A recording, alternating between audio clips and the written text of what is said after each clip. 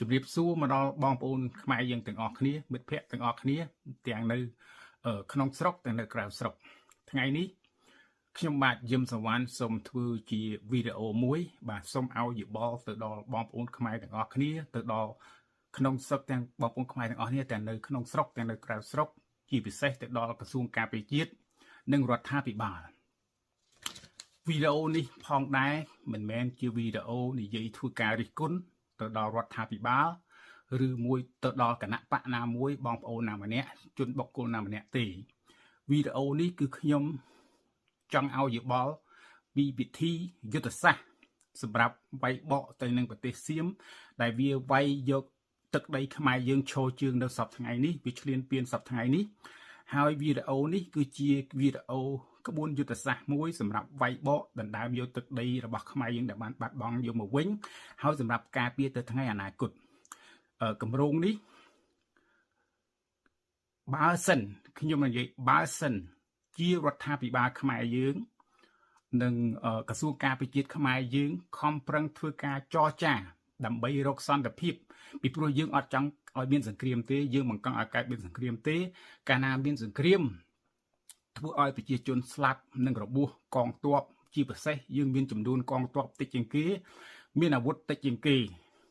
អ្វីក៏តិចជាងគេដែរដូច្នេះការធ្វើសង្គ្រាមនេះធ្វើឲ្យបាត់បង់ទាំងសងខាងជាពិសេសខ្មែរយើងគឺខូចខាតជាងគេបើយើងយកការប្រៀបធៀបចំនួនប្រជាជននិងកងទ័ពឲ្យអន្តរជាតិគេចាប់ដូចរបៀបថាចាប់ចាក់ឆ្នោតខាងណាឈ្នះខាងណាចាញ់ណាសឹងតែ 100% ហើយអត់មានអ្នកណាចាប់ខាងខ្មែរទេគេចាប់ខាងសៀមពីព្រោះសៀមមានចំនួនកងទ័ពច្រើនជាងមានអាវុធច្រើនជាងអញ្ចឹងហើយវិធីអ្វីដែលខ្ញុំនិយាយនេះអ្វីបិទតែប្រទេសយើងទូចមែនមិនមែនថាយើងអត់មានយុទ្ធសាស្ត្រវាយបកហើយដណ្ដើមបានយកទឹកដីដែលបាត់បង់នឹងបានមកវិញទេមិនមែនថាអត់មានវិធីវាយបកនឹងទេគឺមានមិនត្រឹមតែអាចបែកបកដណ្ដើមយកទឹកដីនឹងបានមកវិញទេព្រមទាំងឈោះជើងយ៉ាងខ្លាំងបំផុតទៅថ្ងៃអនាគតតែនេះគឺជាគម្រោងយុទ្ធសាស្ត្រដ៏ល្អមួយដែលខ្ញុំចង់ចែករំលែកទៅដល់រដ្ឋាភិបាលនិងក្រសួងការពារជាតិហើយនឹងទៅដល់បងប្អូនខ្មែរទាំងអស់ទាំងនៅក្នុងស្រុកទាំងនៅស្រាំងទាំងនៅក្រៅស្រុកស្ដាប់វីដេអូខ្ញុំពីដើមរហូតដល់ចប់ហើយយកទៅគិតពិចារណាពាក្យសម្ដីណាដែលនិយាយទៅអាចថាយកទៅប្រកាសកើតគឺទុកប្រកាសបើថាយកទៅប្រកាសមិនកើតទេកុំយកទុកក្នុងចិត្តបោះវាចោលទៅបាទបោះវាចោលទៅចាត់ទុកថាជាអាសាបងបាទតែមុននឹងខ្ញុំចាប់ដើមឲ្យធ្វើយុទ្ធសាស្ត្រប្រាប់ធ្វើយុទ្ធសាស្ត្រនេះលើកលែងតែដល់ដំណាក់កាលចុងក្រោយដំណាក់កាលចុងក្រោយហ្នឹងគឺជាអ្វីដំណាក់កាលចុងក្រោយហ្នឹងបើសិនជារដ្ឋាភិបាលក្រសួងការពារជាតិលោកនាយករដ្ឋមន្ត្រីហ៊ុនម៉ាណែតខំប្រឹងចរចាបាទចរចារកពិធីដើម្បីឲ្យដំណោះដោះស្រាយនឹងពីក្រសួងការពារជាតិរកដំណោះស្រាយនឹងទៅដល់ឲ្យអន្តរជាតិណាជួយរកយុត្តិធម៌ដែលទាមទារដែលដីវាឈ្លានពានយកទឹកដីយើងឈរជើងនឹងត្រឡប់មកវិញ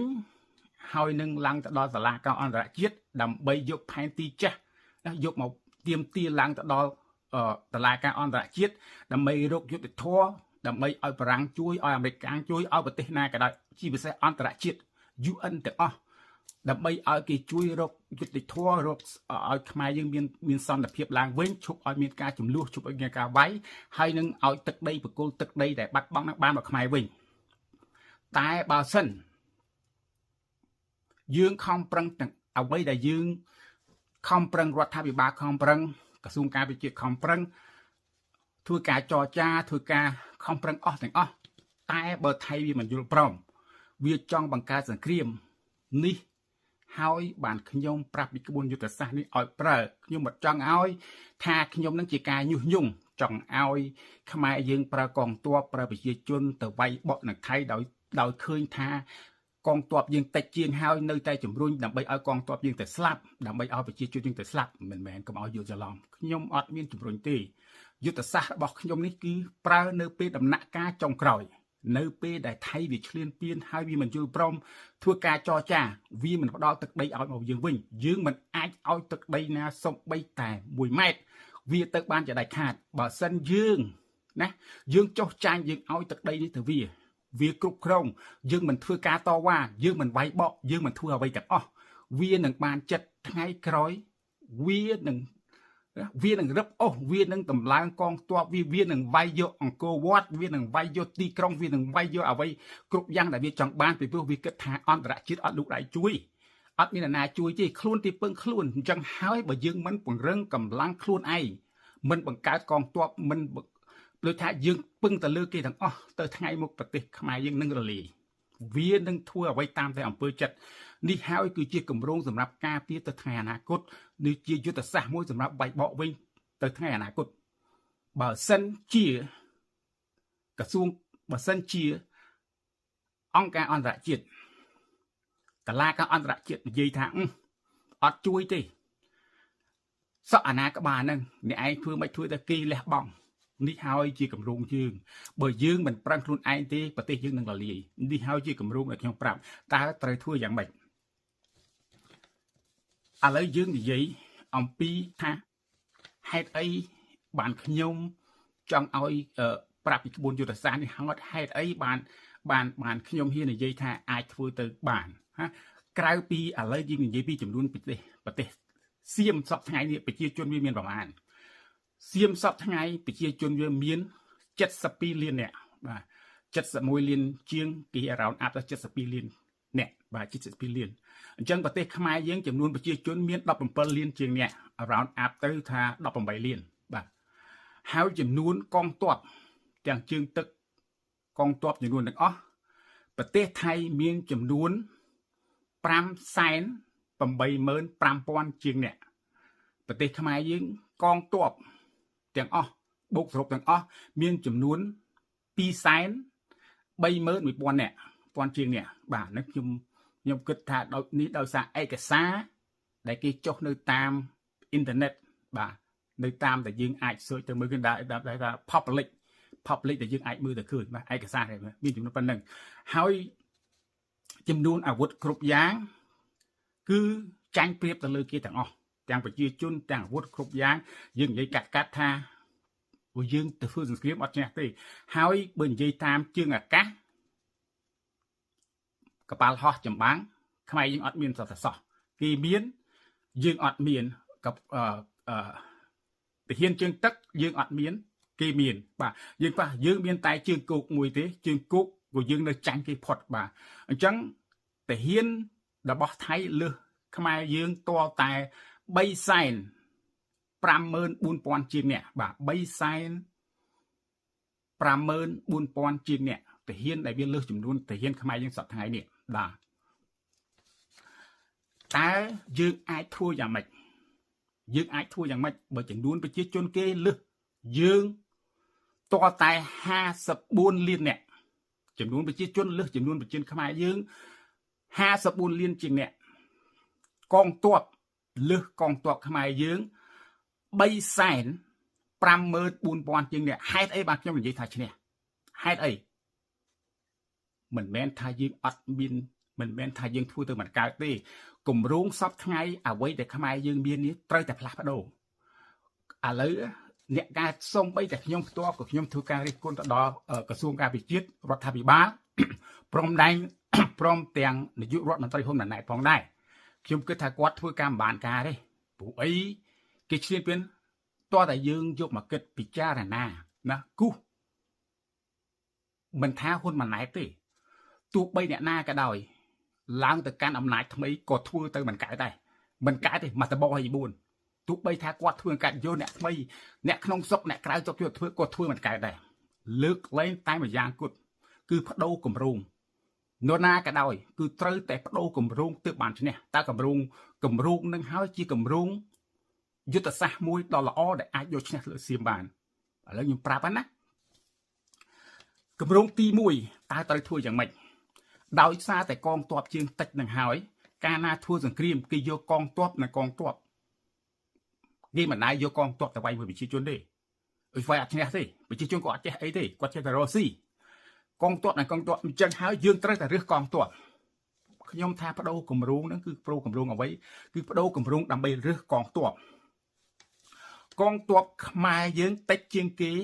354,000ជាងអ្នក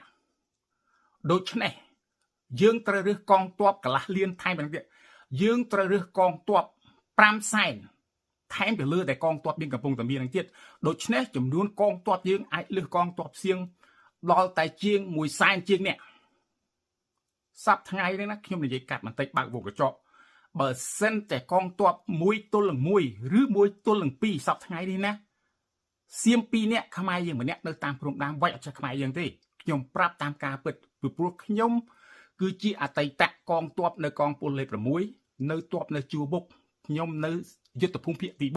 4ពេលដែលខ្ញុំចេញមកសហរដ្ឋអាមេរិកគឺខ្ញុំបានវឹកហាត់នៃសាលានយោបាយនៃសាលាក្បួនធ្វើសង្គ្រាមនៃសាលាខ្ញុំបានវឹកហាត់មកដល់ស្រុកអាមេរិកខ្ញុំមានមកដល់ស្រុកអាមេរិកជាង30ឆ្នាំហើយខ្ញុំក៏មានកូនខ្ញុំក៏ធ្វើកងទ័ពអាមេរិកធ្វើការខ្ញុំមិននិយាយទីអត់មិនឲ្យនិយាយតែខ្ញុំមិននិយាយគ្រាន់តែថាខ្ញុំមានកងទ័ពមានបងប្អូនធ្វើខាង Marine ធ្វើខាង Air Force ធ្វើខាង Army ដូច្នេះខ្ញុំយល់ពីនយោបាយយល់ពីអរិញហៅថាក្បាលការធ្វើសង្គ្រាមក្បួនយុទ្ធសាស្ត្រខ្ញុំយល់ខ្ញុំដឹងព្រោះជាគ្រូខ្ញុំផ្ទាល់គឺខ្ញុំដឹងខ្ញុំធ្លាប់ឆ្លងកាត់ចុះខ្ញុំដឹងអញ្ចឹងហើយបាទខ្ញុំចង់និយាយប្រាប់អានេះកងទ័ពខ្មែរយើងសពថ្ងៃពួកគាត់ហ្នឹងគឺអត់មានអាវុធល្អប្រើនៅតាមព្រំដែន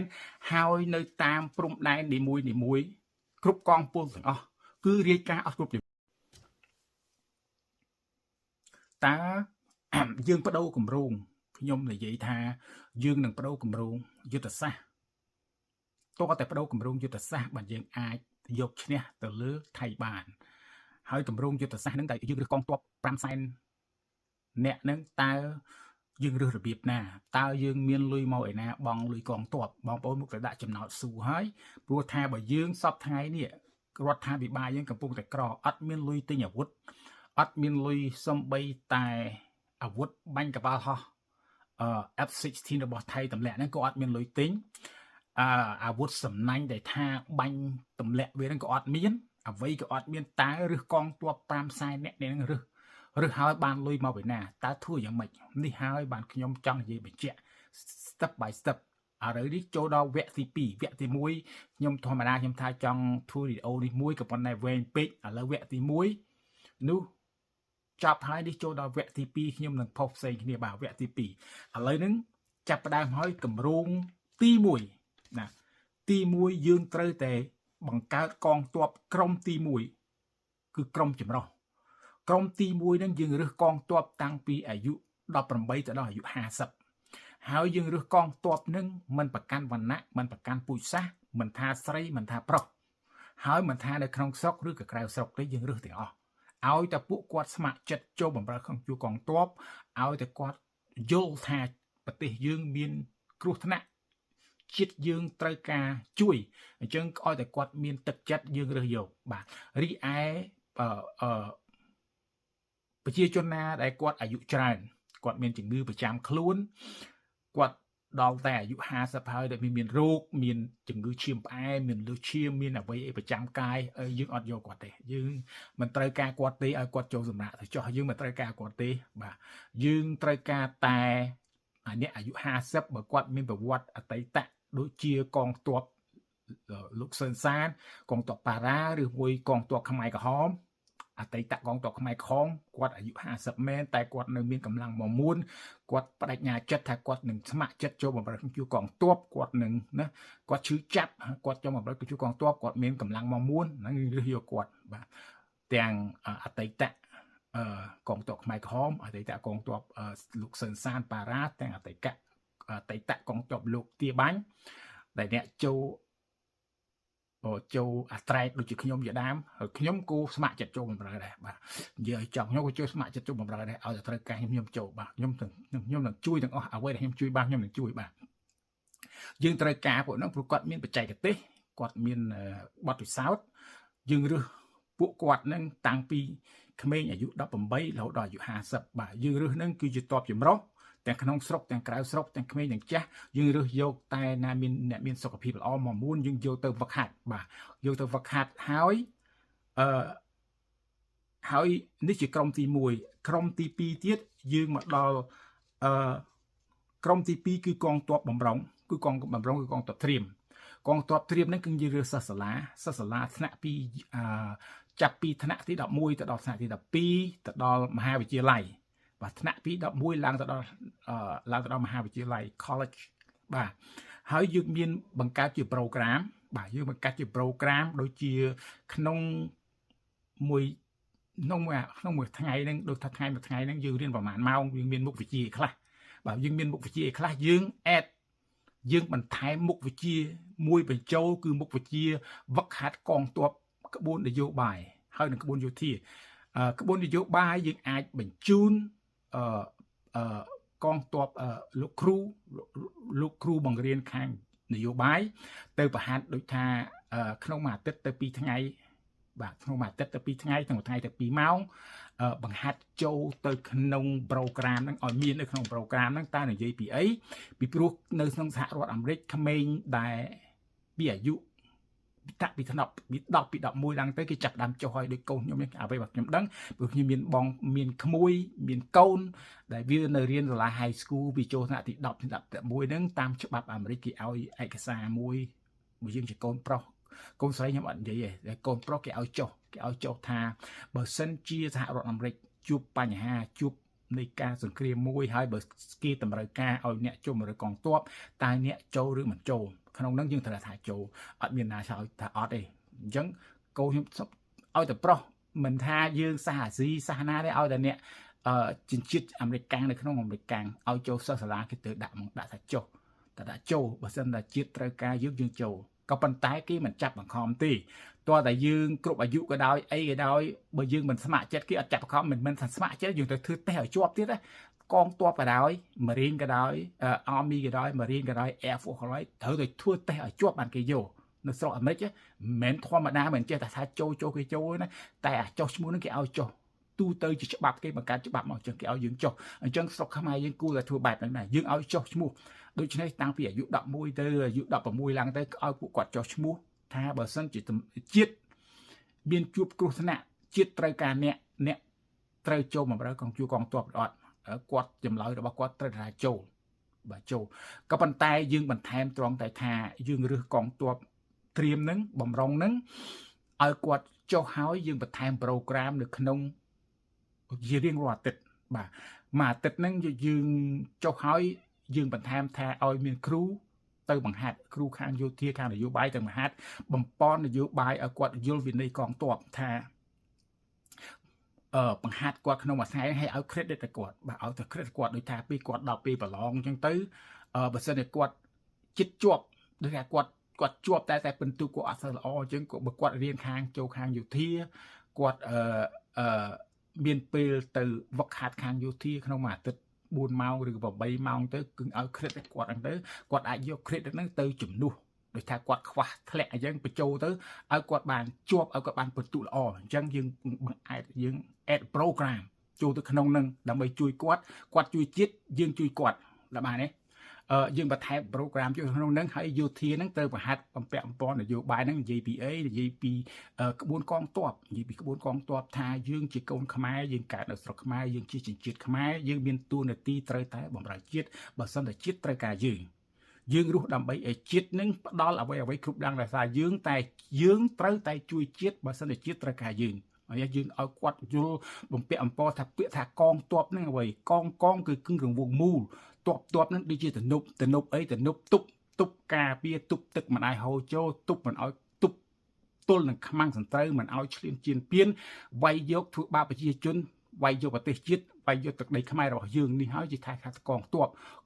នឹងមានតួនាទីអ្វីមានតួនាទីការពារជាតិការពារប្រជាជនការពារទឹកដីហើយមានទំនាក់ទំនងអ្វីខ្លះជាមួយប្រជាជនមានទំនាក់ប្រជាជនត្រូវចេះស្រឡាញ់ប្រជាជនរាប់អានប្រជាជនមិនឲ្យមើលងាយមិនឲ្យចាប់រំលោភកូនស្រីមិនឲ្យពាក្យឯកសន្តានយកមកគំរាមធ្វើបាបប្លន់ឆក់ប្លន់ប្រជាជនកងទ័ពនិងប្រជាជនស្រឡាញ់គ្នាប្រៀបបានត្រីហើយនឹងទឹកកងទ័ពមិនអាចរស់ដោយគ្មានប្រជាជនក៏មិនអាចរស់ដោយគ្មានកងទ័ពតែការពារប្រជាជនធ្វើការបង់ប្រាក់ខែបង់ពន្ធឲ្យរដ្ឋឲ្យប្រាក់ខែរបស់កងទ័ពឲ្យពួកគាត់យល់នៃវិន័យរបស់កងទ័ពទាំងអស់នេះចាំនៅក្នុងចិត្តមិនឲ្យគាត់ពេលដែលគាត់រៀននយោបាយចប់ហើយយើងបន្ថែមប្រហាត់ឲ្យគាត់ហាត់ខាងក្បួនយោធាទៅប្រហាត់នៅកន្លែងវេលានឲ្យគាត់ហាត់រៀនបាញ់ មិនឲ្យគាត់ពាក់ឯកសណ្ឋានមិនក៏ឲ្យគាត់កាន់អាវុធហ្នឹងពេលដែលហាត់បាញ់ស៊ីបហ្នឹងឲ្យគាត់ហាត់បាញ់ចេះហើយហាត់វិន័យនៃការរត់ធ្វើទាំងហ៊ាននៃការត្រៀមប្រយុទ្ធធ្វើម៉េចឲ្យគាត់ក្នុងមួយអាទិត្យហ្នឹងឲ្យគាត់យ៉ាងហោចណាស់8ម៉ោងឲ្យគាត់ចំណាយពេលក្នុង4ម៉ោងមួយថ្ងៃអីទៅយើងឲ្យគាត់ទៅហាត់នឹងដូចជាថ្ងៃសៅរ៍ចំណាយថ្ងៃសៅរ៍មួយថ្ងៃក្នុងមួយអាទិត្យឬមួយក្នុងមួយអាទិត្យរើសយកមួយថ្ងៃណាដើម្បីឲ្យគាត់វឹកហាត់អានឹងហើយហាមផ្ដាច់យកអាវុធមកផ្ទះយក uniform យកឯកសណ្ឋានកងទ័ពមកពាក់ហើយប្រើទិញឯកសណ្ឋានណាមួយយកមកកម្រិតគម្រាមប្រជាជនអត់ឲ្យមានចរិតខាតនេះហើយជាវិន័យរបស់កងទ័ពឲ្យគាត់យល់ពីវិន័យរបស់កងទ័ពគ្រប់បែបយ៉ាងកងទ័ពបំរុងកងទ័ពត្រៀមនឹងទុកថ្ងៃអនាគត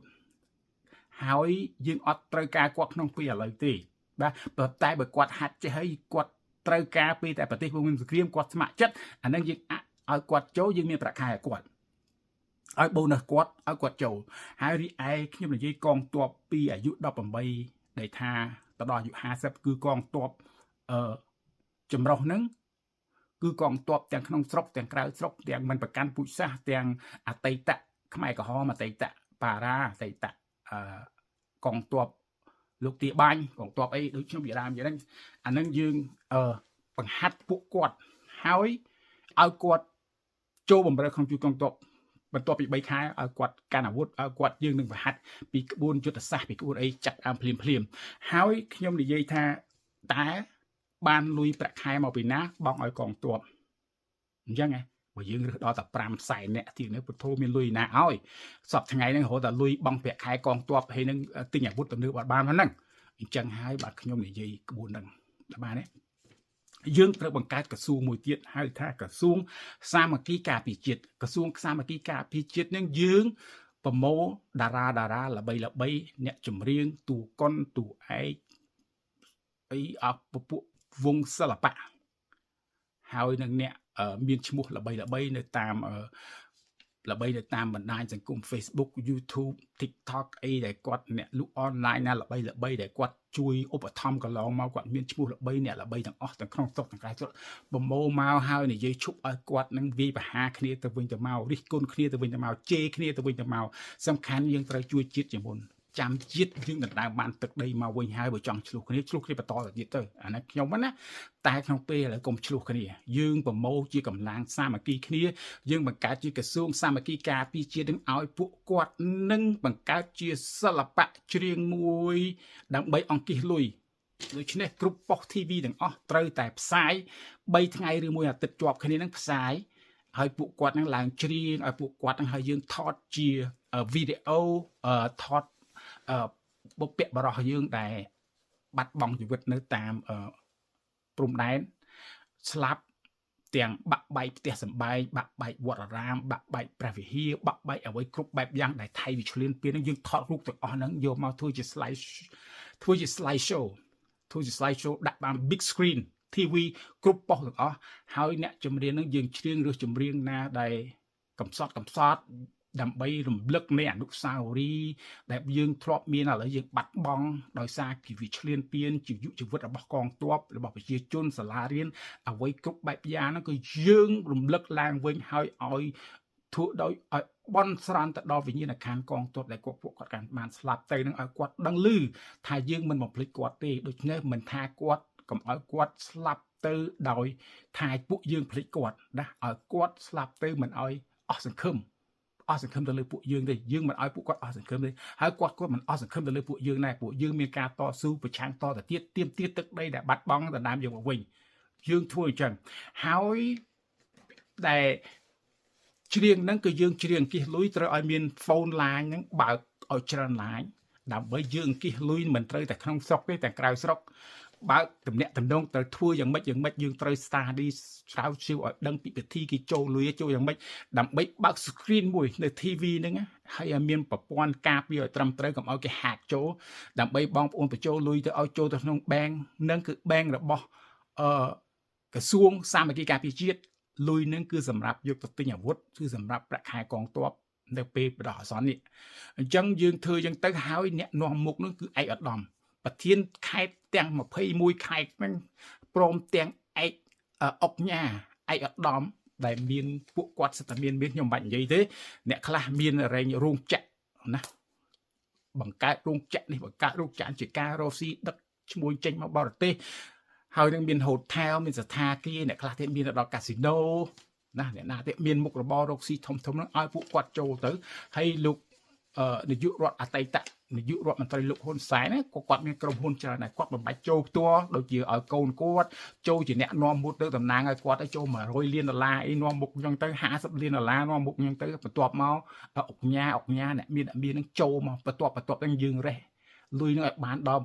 $2,000-3,000 លានអីចឹងណាយើងអ្នកនាំមុខឲ្យជាពិសេសអ្នកធ្វើការរាជការដើម្បីធ្វើជាគំរូបើអញ្ចឹងប្រជាជនគាត់មានលុយមកពីណាគាត់មិនទៅហ៊ានចូលបើយើងធ្វើជាគំរូល្អ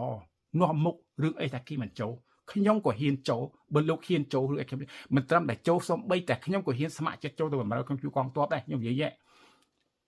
អញ្ចឹងចូលទៅចូលឯងចូលលោកអុកញ៉ាឯកឧត្តមប្រធានខេត្តប្រធានស្រុកគ្រប់ឲ្យចូលឯងអ្នករកស៊ីធំចូលឯង$50 លាន$60 លាន$70 លានហើយតម្លើងតាមឋានៈឯងអញ្ចឹងទៅចាំមកដល់ប្រជាជនណាធ្លាក់ដល់ប្រជាជនអ្នកមានអ្នករកស៊ីធំតាមអនឡាញហ្នឹងគាត់ចូលទៅហើយយើងទៅតាមលំដាប់ទៅហើយទៅដល់អ្នកបរទេសណាបើដល់បរទេសគាត់ចូលគឺចូលយើងមានលុយបាត់ដែរយើងលុយនឹងយើងយកអីយើងអាចទិញកប៉ាល់ហោះបានណាកប៉ាល់ហោះចម្បាំងនឹងអាវុធសម្រាប់បាញ់កប៉ាល់ហោះវាទម្លាក់ហើយនឹងប្រាក់ខែកងទ័ពចម្រុះហ្នឹងរីឯកងទ័ពបំរុងយើងអត់បាច់ឲ្យគាត់ទេឲ្យគាត់ហាត់សិនតែពេលគាត់យើងត្រូវការគាត់យើងឲ្យបូនណាគាត់ហើយយើងឲ្យប្រាក់ខែគាត់អាហ្នឹងគឺទុកសម្រាប់ការពារទៅថ្ងៃអនាគតរីឯទ័ពចម្រុះហ្នឹងយើងត្រូវការគាត់ក្នុងពេលឥឡូវក្នុងពេលឆាប់ខាងមុខនេះបហាត់គាត់ប្រហែលខែខាងមុខនេះយើងធ្វើអញ្ចឹងទៅឲ្យប្រាក់ខែហ្នឹងទៅគាត់ទៅបន្ទាប់ពីដណ្ដើមបានទឹកដីមកវិញហើយយើងអាចរំសាយពួកអីយើងអាចទុកពួកគាត់បានទៀតទេយើងអត់មានប្រាក់ខែរដ្ឋាភិបាលមានប្រាក់ខែមកឲ្យគាត់ទេអញ្ចឹងយើងរំសាយពួកគាត់ចេញយើងរំសាយទៅទុកដែលអ្នកណាក្មេងបើថារដ្ឋាភិបាលមានកម្លាំងមានសមត្ថភាពអាចទុកគាត់មានប្រាក់ខែឲ្យគាត់យើងទុករីឯចាស់យើងចាប់ដើមឲ្យគាត់មកជួបប្រពន្ធកូនចំឆាយគាត់វិញទៅអានេះយើងត្រូវការគាត់ដើម្បីឲ្យជួយជាតិក្នុងពេលបរិអាសន្នពេលដែលយើងមានអាសន្នដល់បានទេអញ្ចឹងយើងធ្វើយ៉ាងទៅរីឯក្បួនយុទ្ធសាស្ត្រវាយយើងមិនអាចនិយាយយ៉ាងទេខ្ញុំមិនអាចនិយាយប្រាប់ថាធ្វើមិនអញ្ចឹងណាដូច្នេះយើងនៅពេលក្រោយទៀតតែអានេះកិច្ចការសំខាន់នេះគឺធ្វើអញ្ចឹងបាទយើងមានលុយបាត់យើងមានលុយទិញអាវុធយើងមានលុយបងប្រាក់ខែកងទ័ពនៅពេលបដិអាសន្នទៅថ្ងៃអនាគតទៀតចាំយើងពេលដែលយើងរំសាយហើយយើងរើសកងទ័ពល្អយើងរំសាយណាអញ្ចឹងទៅយើងយកសិស្សសាលាណាគាត់ស្ម័គ្រចិត្តតែថ្ងៃអនាគតយកពួកគាត់ទៅយកពួកគាត់ទៅយើងមានប្រាក់ខែគាត់ហើយគាត់ហាត់ចេះយើងត្រូវការគាត់រួចស្រេចពួកឲ្យយើងហាត់ហើយហ្នឹងខ្ញុំនិយាយអញ្ចឹងយើងមានប្រូក្រាមយើងហាត់ឲ្យគាត់ជារៀងរាល់អាទិត្យអីហ្នឹងអញ្ចឹងបាទមានតែប៉ុណ្្នឹងដែរបាទមានការខុសឆ្គងសំខាន់តែអភ័យទោសចាំជួបថ្ងៃក្រោយទៀតបាទអរគុណនេះជាវគ្គ 2បាទ